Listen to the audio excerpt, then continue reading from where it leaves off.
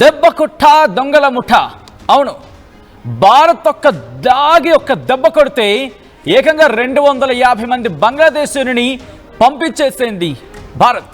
వీళ్ళంతా కూడా అక్రమంగా భారత్లో చొరబడి అక్రమంగా అప్పనంగా భారత్లో ఇంతవరకు తిన్నవాళ్ళు. వీళ్ళంతా కూడా ఈ అక్రమ వలస బంగ్లాదేశీయుని, ఇల్లీగల్ ఇమిగ్రెంట్స్ ఫ్రమ్ బంగ్లాదేశ్, వీళ్ళని విమానం ఎక్కి పంపించేసింది భారత్. దానికి సంబంధించిన బిగ్ బ్రేకింగ్ న్యూస్ చూస్తున్నారు.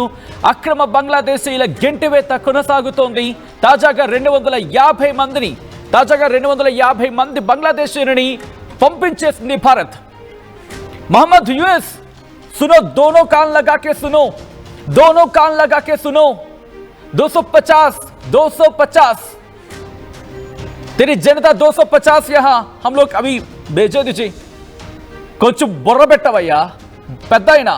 నీ దేశంలో ఉండలేక నీ దేశం కంపు కొడుతోంది, నీ దేశం మమ్మల్ని భరించలేదని చెప్పి అక్కడి నుంచి మా భారత్లోకి చొరబడుతున్నారు. లెక్కలతో సైతం చెప్పబోతున్నాను. ఎంత ఉన్నారో తెలుసా? 1/4 ఆఫ్ బంగ్లాదేశ్ పాపులేషన్ మన భారతదేశంలో అక్రమంగా ఉన్నారు.